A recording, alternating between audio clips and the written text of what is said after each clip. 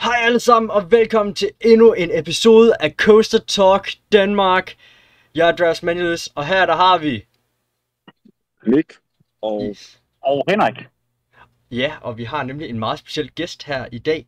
Vi har nemlig selveste Henrik, direktøren ude for Djurs Sommerland, som vi har været så heldige at få et interview med. Og Mik, du sidder ude i parken med ham lige nu.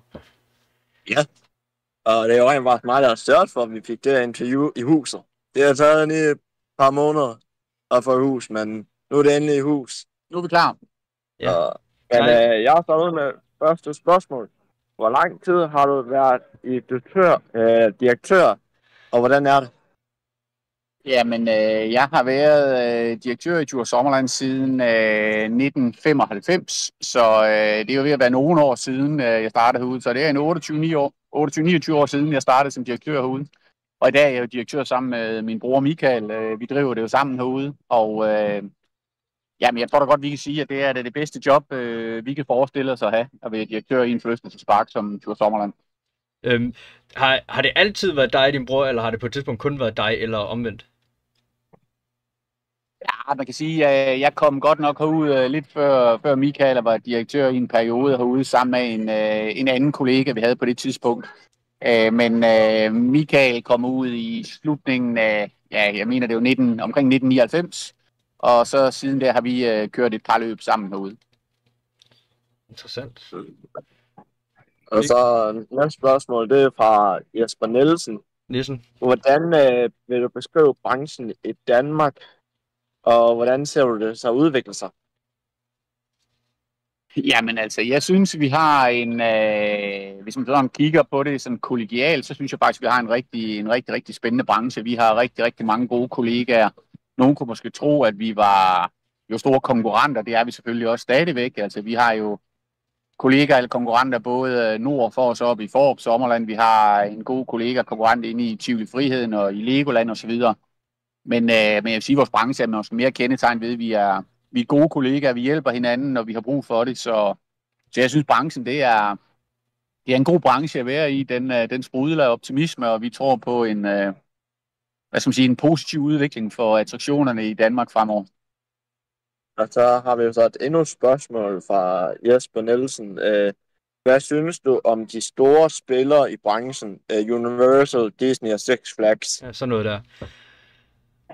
Jamen, det synes jeg jo det er jo nogle spændende aktører. Jeg synes jo specielt de to første, du nævner i Universal Studios og Disney, det er jo parker, det er jo oplevelser, som er lidt i deres egen liga, kan man sige. Ikke dermed sagt, at vi ikke lader os inspirere af, hvad de laver, men det er klart, at de arbejder lidt med nogle andre budgetter, end vi har her i de danske forlystelsesparker, men de er dygtige, og de er jo med til ligesom at diktere, hvad er det for en retning oplevelsesindustrien og forlystelsesparkerne de skal gå i. Så vi bruger dem meget som forbilleder, ligesom vi gør med andre parker. Ja, og det sjove er, at Disney, de blev inspireret af Tivoli Garden. Og så er det lidt som om, at nu går det et loop for jer, at I bliver inspireret af dem. Ja, det kan man godt sige. Der er ingen tvivl om, Tivoli har været inspirationskilde til rigtig mange forlystelsesparker herunder også Disney. Så jamen, de gør det også meget godt i København, helt sikkert. Ja, og så er der endnu et spørgsmål fra Jesper Nielsen. Er der nogen parker ude i verden, du kan lide og importere? Du må lige læse resten. Jeg kan ikke lige læse det. Det er fint nok. Jesper Nielsen, er der nogen parker ude i verden, du kan lide og er meget imponeret over og inspireret af, og hvilke? Ja, det er der. Det ved jeg også, at I jo helt sikkert også er. I rejser også rundt og ser alverdens parker rundt omkring i Danmark og i udlandet. Det er rigtig nok. Men det er klart, der findes jo mange europæiske parker, som gør det virkelig godt. Altså, vi behøver jo ikke så langt ned i Europa, før vi støder på parker som Efteling, Phantasialand, Europa Park, bare for at nævne nogle få. Og nogle sådan lader vi os da inspirere af, kigger, hvad er det, de laver, og hvordan kan vi måske lade os, præge af, hvad der fungerer for dem. Det vil helt sikkert også fungere i en forlystelsespark som Djurs Sommerland. Ja, altså nu har jeg personligt ikke været nede i sådan noget, som lige præcis de tre, der Fantasia, Efteling og Europa Park. Men hvad jeg har set der, så ser det jo virkelig pænt ud, og jeg tror også godt, man kan se, hvis det var rent faktisk havde været det. Jeg tror godt, man kunne se, der måske var lidt inspiration derfra, på grund af themingen og alt sådan noget. Ja, vi forsøger i hvert fald at selvfølgelig adaptere det til, hvad skal man sige, den stil og tone, vi har her i Djurs Sommerland. Så de parker, det er nogle af dem, som vi synes gør det rigtig godt, og vi kan jo lige så godt lære af de dygtige. Yes. Skal jeg tage den næste, Mik? Ja, den har jeg. Så fra Christoffer, aka Flora, kommer hotellet stadig til at komme, og hvor langt er I planlægning?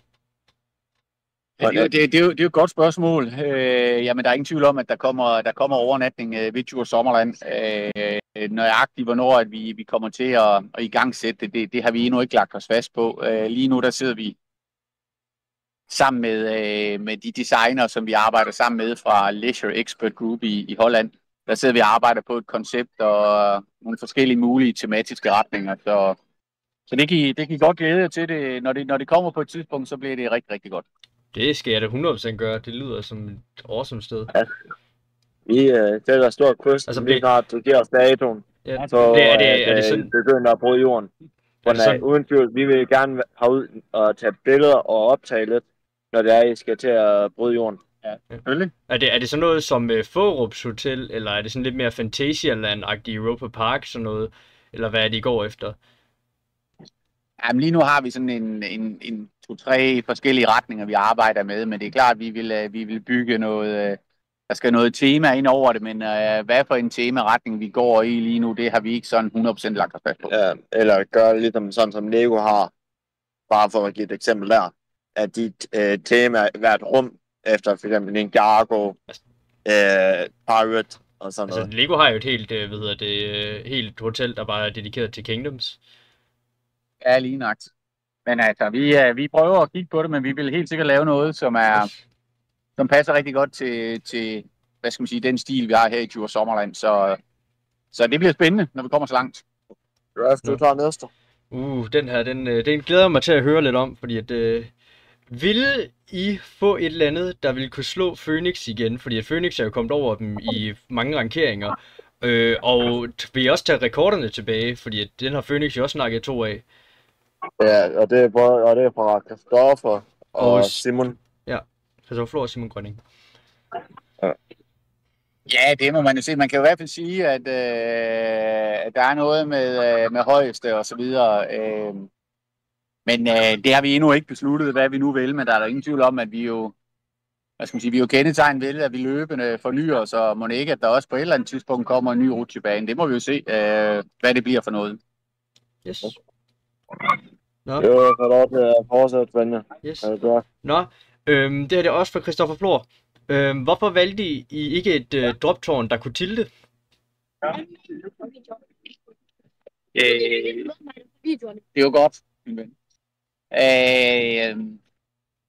Nu valgte vi det her droptårn, fordi vi har været rundt og se mange forskellige herunder også versioner, hvor at man havde en tilt-funktion, og vi mener, at den her løsning, eller den her udgave, vi har købt fra Funtime, den passer perfekt til den gæstesammensætning, vi har her i Djurs Sommerland, og den oplevelse, vi gerne vil give dem. Så vi mener ikke, at vi mangler ud på noget ved at ikke at have en tilt-funktion eller en stand-up-funktion, eller hvad det nu end måtte være. Vi synes faktisk, den leverer rigtig, rigtig godt. Så det var faktisk noget, vi sådan rimelig hurtigt blev enige om, at vi vil gå med et standard tårn fra Funtime. Må jeg gerne tage den næste, Mik? Ja, den har jeg. Men det var lige fordi, nu var vi lige snakke om det. Hvorfor har I så mange Intamin produkter i parken? Du er kommet til at springe ind over, Mik. De store. Ja, altså man kan sige, vi har jo indledt et samarbejde med Intamin for år tilbage, dengang vi lavede Piraten tilbage i 2008, og vi må også indrømme, at vi synes, at Intamin, de leverer nogle af de bedste baner,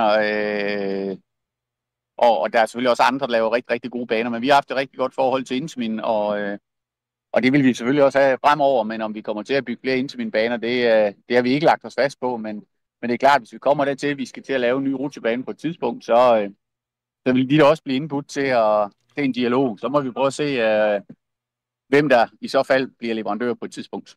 Yes. Mik, du kommer lidt til at springe et spørgsmål over, bare lige. Ja, Det er også for Flora. Det har faktisk noget med Algrito at gøre også, og Intamin.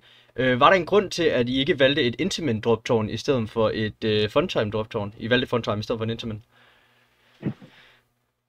Nej, altså vi har jo selvfølgelig snakket med andre, hvad skal man sige, operatører af, eller parker, som har tilsvarende droptårne, og dem vi har snakket med, som har droptårn for Funtime, har udtrykt en enorm stor tilfredshed, og som nævnt tidligere, så mener vi, at den oplevelse, vi gerne vil give her i parken, den leveres fuldt ud af det droptårn, vi har købt fra Funtime, så det var sådan set rimelig simpelt at vælge, at vi gik med dem. Så er det næste med. Jo, hvornår? Nå, jamen så, det her... Hvorfor fjernede I ørnen? Ja, det var der jo nok flere grunde til. Den primære var, at vi gerne vil lave en ny forlystelse. Ja, i det her tilfælde en gyro swing fra Intamin. Og der mener vi simpelthen, at ørnen og den vil ligge alt for tæt op ad hinanden. Og så ud over det, så skal vi også være de første til at indrømme, at ørnen ikke var den letteste at holde i drift. Det var forbundet med store omkostninger. Så vi synes, det var ganske logisk at skifte den ud. Mik, jeg har lidt følge-op-spørgsmål her. Fortryder du at købe ørnen?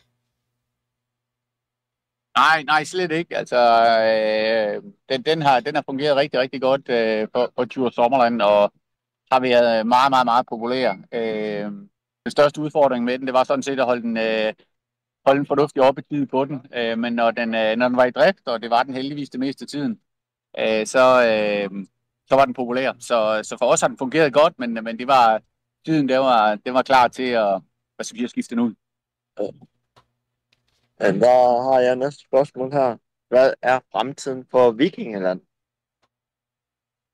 Jamen, der er ingen tvivl om, Vikingeland kommer jo til at på lige fod med alle mulige andre områder i parken at være et tematisk område, og der er tanker omkring, om vi kan udvide Vikingeland. Det er jo ikke nogen hemmelighed, at i det område, der ligger sådan syd og sydvest for parken, der har vi mulighed for at udvide forlystelsesparken, og det kan godt være, der vil komme noget mere, der hører ind under Vikingeland på et tidspunkt. Det skal jeg ikke afvise, og det skal jeg heller ikke lige afsløre nu. Altså spørgsmål lignende, men bare forhold til Piratland. Ja, men altså Piratland kan du sige, en videre udvidelse af Piratland sådan arealmæssigt, det er nok lidt en udfordring, fordi det ligger nu der, hvor det ligger. Men om vi kommer til at udskifte nogle forlystelser dernede, eller har plads til en mere, det er ikke noget, vi sådan lige har lagt os fast på lige nu her. Altså, vi har selv haft kigget på, hvordan man kunne udvide, hvis det var, sammen med vores bud. Lave en sti rundt om piratdisken, faktisk. Og så udvide den vej ud. Kunne man, det kunne man sagtens, men det er, hvor vi har mulighed for at lave noget overnatning. Det er i det område, som ligger man kan sige sådan bag ved piratdisken, bag ved minigolfbanen, bag ved Skatteøen. Så det er ikke et område, vi kan udvide parken i. Det var også det, jeg prøvede at fortælle om. Ja. Nå, skal jeg tage næste? Yep. Og min gode ven Magnus Bigum, kan du sige noget som helst om de fremtidige forlystelser, vi får? Nej, det kan vi ikke, og dog kan jeg kan godt løfte sløret for, at vi kommer til at lave noget i fremtiden også. Vi fortsætter jo, den ambitiøse investeringsstrategi, vi har haft igennem de sidste mange år, men hvad det bliver, det vil vi holde lidt for os selv nu her, men der kommer nok noget på et eller andet tidspunkt, så det skal I glæde jer til. Så det gør vi da 100%. Når der er, at de dropper Halloween-kortet, ligesom de sidste par år. Ja, det kan man sige, men nu kommer vi jo formentlig nok ikke til at lave verdens største nyhed til 2025, så skulle vi jo nok have været i gang. Men hvad vi nu end kommer til at lave til 2025, det kommer vi jo til at informere om på et eller andet tidspunkt. Ja, jeg har faktisk lige endnu et follow-up question til den der. Du sagde at til en af dine tidligere interviews, at vi ville udvide Mexicoland endnu mere efter Algrito. Hvorhenne, hvis man må spørge? Ja, men der kunne man jo, hvis man gik over og kiggede området omkring, hvad skal man sige, El Grito og i Mexicoland generelt, så er der jo der er der nogle pladser eller nogle områder, hvor man kunne forestille sig, at man kunne lave noget nyt. Så det kunne eventuelt være der. Så vi har ikke just planer om at fjerne noget af det, der er derovre i dag, men der er jo nogle frie arealer, som man måske kunne forestille sig, at man lavede noget nyt på. Så det må I vente og se. Det bliver spændende. Så efter nu, hvor I har lukket den gamle sti, og så drejet til stien den vej rundt. Men der er ingen tvivl om, at det område, hvor der tidligere lå den tidligere minigolfbane, det var et stort areal, og der er jo stadigvæk noget plads derovre. Ja, så det kunne godt være de områder, vi kigger på at lave noget på et tidspunkt. Kommer I til at fjerne en anden minigolfbane? Nej, det er umiddelbart ikke vores plan. Det er det bestemt ikke. Okay. Det er rart. Ja, det synes jeg også. Så er endnu et spørgsmål. Draften får du? Ja, det er endnu fra Magnus Bigum. Hvis du kunne vælge hvilken som helst forlystelse i hele verden, og du ikke skulle tænke på prisen, hvad vil du have? Ja, det er selvom mulighederne er store, så er det et meget vanskeligt spørgsmål. Jeg synes, det er svært så lige at ryste et svar ud af ærmet. Og hvad jeg så lige selv synes er sjovt at prøve, er ikke måske nødvendigvis det, som vil passe bedst til Djurs Sommerland, eller det vi mangler mest her. Men det er selvfølgelig klart, at en stor rutsjebane er altid sjov at lave, men om det er det, jeg allerhelst vil lave, det er ikke sådan helt afklaret med lige nu her. Så må vi se, hvad der sker de kommende år. Det kan være, at der kommer til at ske noget spændende. Det håber vi da på i hvert fald. Få lov til at fortsætte draft. Jamen, det gør jeg da bare. Det er endnu en for Magnus Bigum. Kunne I finde på at udvide sæsonen? Ja, det kigger vi jo på hele tiden, hvad muligheder der er. Men vi er jo, vi er jo som udgangspunkt lidt begrænset af, at vi har en miljøgodkendelse, som siger, at man må være åben fra 1. april til 1. november. Så medmindre man får en anden miljøgodkendelse, så ligger vores åbningsperiode i hvert fald inden for 1. til 4. til 1. 11. Men om vi kommer til at gøre noget mere inden for den periode, det er ikke noget, vi har besluttet endnu. Ja, der er overhovedet ikke nogen chance for, at man får et juleevent i Djurs, eller hvad? Det er ikke noget, der ligger sådan lige først, for det må vi ærligt indrømme. Altså, vi vil gerne have den her sommerlignende park herude, hvor at man kan se på træerne, de er grønne, og græsset det er grønt lige så. Og der må vi indrømme, at sådan i november-december måned her i Djurs Sommerland, der har vi meget svært ved at levere den oplevelse. Men altså, man skal jo aldrig sige aldrig, men det er ikke noget, som vi har i planerne lige for nuværende. Men så tager jeg næste spørgsmål. Hvad er din yndlingstid her i parken? Min yndlingstid? Ja, for vi har jo de her 3 tider herude i parken. Start sæson, midt hen over sommer, og så Halloween-eventet. Jamen, jeg synes, de alle sammen kan noget. Jeg er nok lidt svært ved sådan at prioritere dem. For man kan sige, den første del af sæsonen, eller forsæsonen, når man vil, den glæder man sig altid til, når så er man gået hele vinterperioden og forberedt og skruet dem op og se alle gæsterne komme ud, de glade gæster på reaktioner på de ting, man nu har gået og lavet hen over vinteren. Det kan noget, og det er noget, at jeg ser frem til. Men omvendt må man også bare sige nu sidder vi jo en søndag her i juni måned her lige før sommerferien, og der er dejligt varmt, solen skinner, det kan også noget. Og så er det da også helt fantastisk, når vi kommer hen i oktober måned, og parken bliver forvandlet til den her Halloween-oplevelse med 40.000 græskar og så videre, den kan også noget. Så det er svært så lige at prioritere. Jeg synes, at hver sæson kan noget. Ja, du får næste. Nej, det vil faktisk gerne dig, for det er faktisk dit spørgsmål, så den synes jeg faktisk, du må få. Okay. Ja, den er svær for mig lige at læse, draft. Single rider. Men, har der engang været en single rider line på nogle af følelserne? Jeg har hørt rygter om, Iran har haft en gang tilbage i tiden. Dengang I lige åbnede dem, eller sådan noget. Nej, det vi gjorde, og det ligger rigtig mange år tilbage, der havde vi faktisk sådan en service, kan man kalde det, hvor at man havde mulighed for at gå ned og bestille et tidspunkt til at prøve nogle forskellige forlystelser. Og så kunne man sådan booke et tidspunkt, og man kunne gå ind, når det tidspunkt nu kom. Men det var ikke noget, vi havde den store succes med. Der var for få, der havde mulighed for at bruge det, og hvad skal man sige, det gav sådan det var ikke så positive reaktioner, vi fik fra gæsterne på systemet, så vi var hurtigt til ligesom at sige, at det havde vi prøvet, og det gik vi bort fra igen. Så vi kører den måde, at når man skal prøve forlystelse, så stiller man sig i kø på lige fod med alle mulige andre, og så er det også forventningens glæde, som man skal opbygge, mens man står og venter på at få lov til at prøve. Så der er heller ikke nogen chance for, at I får en single rider line på et eller andet tidspunkt? Ja, altså det kan man selvfølgelig godt. Altså hvis vi vælger at gøre det, så vil det være udelukkende ud fra, om vi kan optimere på kapaciteten, om vi føler, at det vil hjælpe os. Men lige nu, som vi ser det nu her, så de forlystelser, vi har, der tror vi ikke så meget på, at det kommer til at give mere kapacitet, men der vil være mere arbejde med det og håndtere, så derfor så kører vi med det, som vi gør nu her. Okay. Så får du den næste. Ja, det er faktisk også mit spørgsmål, så det er fint nok. Kunne I finde på at arbejde med nogle helt nye manufacturers? Der er jo sådan noget som B&M, der er rigtig stort ude i resten af verden, og Vekoma oppe i Fårup bliver også rigtig gode rutsjebaner. Er der chancer for, at vi kommer til at se at arbejde med andre end bare Gerstlauer, Zero og Intamin? Det skal vi bestemt ikke afvise. Altså, som nævnt lidt tidligere, så er der ingen tvivl om, at kommer vi nu til et tidspunkt, hvor vi skal lave en ny stor forlystelse, eller en ny stor rutsjebane, eller hvad det nu måtte være, så vil vi højst sandsynligt også invitere Intamin ind til at tage en dialog med dem. Men som jeg også nævner, så vil vi da også prøve at høre, hvem andre kunne være interessante for os at snakke med, hvem kunne være interesseret i at byde ind med nogle gode idéer til at lave nogle nye forlystelser her i parken. Så det kunne man da sagtens forestille sig, hvem det måtte være.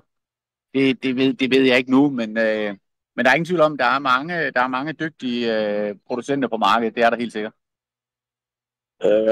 Du får lov til at fortsætte. Det er jeg faktisk glad for det er min meget gode ven, Charlie Pagels spørgsmål. Hvordan er processen, når det er, I skal tematisere en forlystelse?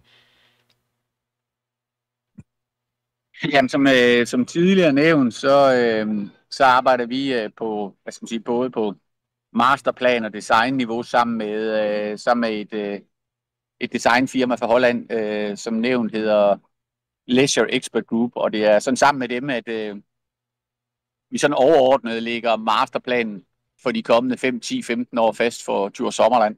Og så herunder, så går vi ind og kigger på, hvad er det for nogle temaretninger, vi skal arbejde med, og de forlystelser, som vi så har på sådan en brutoliste, så har vi selvfølgelig også nogle idéer til, hvordan at de så kunne tematiseres. Og når vi så på et eller andet tidspunkt kommer det til, hvor vi bliver mere konkrete, jamen så er det i vid udstrækning dem, som arbejder med, hvad skal man sige, de tematiske retninger for de forskellige forlystelser. Så tager jeg næste fra Niklas Bowl. Bylov. Hvis jeg siger det ikke. Bylund. Har I overvejet at få en helt indendørs dark ride? Ja, jeg vil sige det på den måde, vi er blevet konfronteret med det, eller spurgt om det mange gange, og specielt de leverandører, der nu er på markedet af dark rides, de er jo meget ops på, at vi ikke har en indendørs dark ride her, og det vil de jo gerne sælge til os. Som det er lige nu her, så er det ikke noget, der sådan lige står først for os.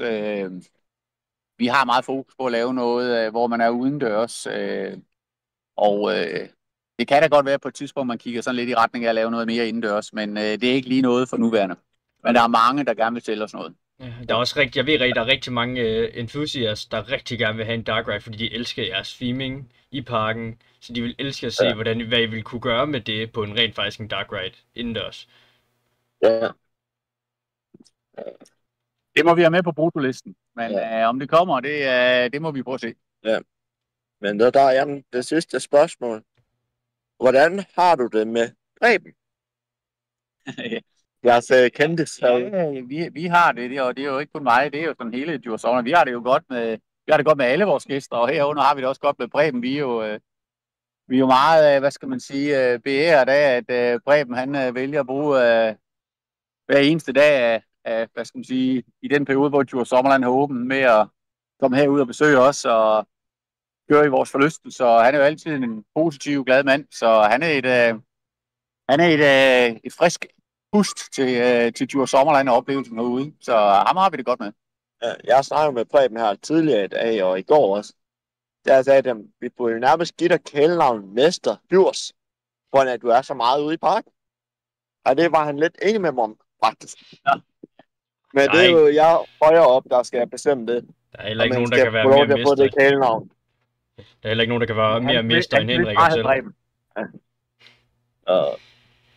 Det var så til alle spørgsmål, så medmindre du har noget på toppen af hovedet, Mik, du lige har lyst til at spørge ham om her.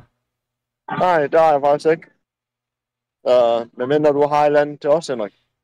Nej, jeg synes, det var da hyggeligt og spændende lige at snakke med, og nogle gode spørgsmål, som I alle sammen var kommet med. Og så må vi se, hvad der sker, og I er altid velkommen til at komme tilbage, hvis I har nogle flere spørgsmål. Så må vi se, om vi kan komme med nogle svar på det. Yes. Det skal vi nok. 100%. Og så vil vi jo slutte af og sige, vi ses ude i parkerne, og så ses vi forhåbentlig igen herude i Djurs. Ja, det er fint. Tak for det. Vi ses, og til alle jer derude, siger